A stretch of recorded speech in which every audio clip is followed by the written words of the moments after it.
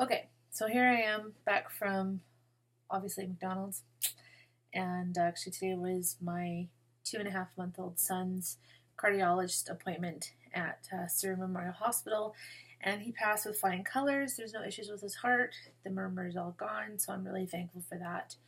So yeah, so I'm back, and I've had some time to think about how I wanted to start this discussion off about body image, and keeping it short because I'm in between kid pickups from school, and I have a sleeping baby that probably won't be sleeping for much longer.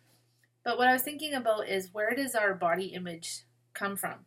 Do you think that we have bad body images because of our bodies themselves, or does it start in the mind? And I personally think it's in the mind. Um, I have four daughters. They all have completely different body types.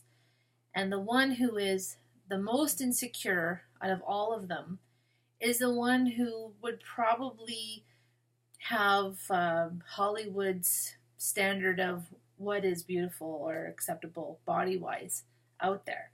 And she is the most insecure about her body. So it has to be in the mind, because to the world's view, that's what they want, that's what they're looking for. But inside of her, she doesn't feel that she measures up more than the other girls do or don't do. I just did blogged about it the other day about body image, and my daughter, who is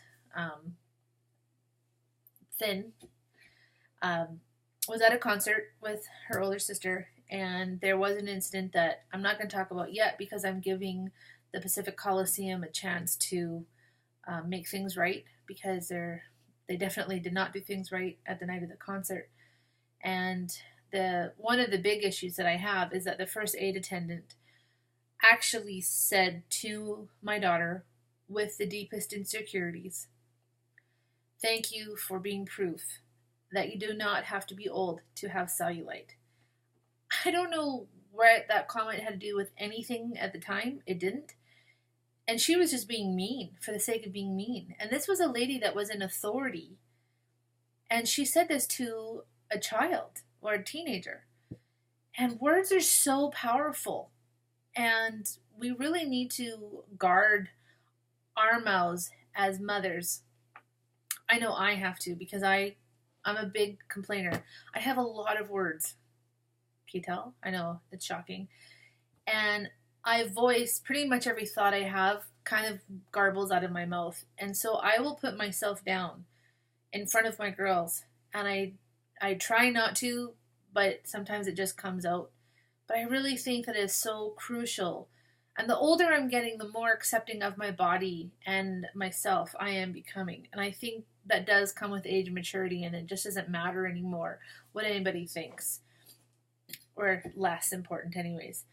So I think it would be a really good idea and a really good challenge for myself to every day say at least 3 things that I love about myself in front of the girls.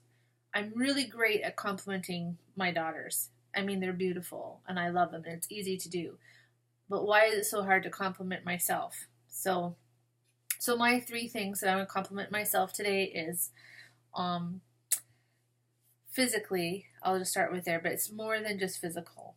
But I do have great hair, thanks to my stylist, Angela.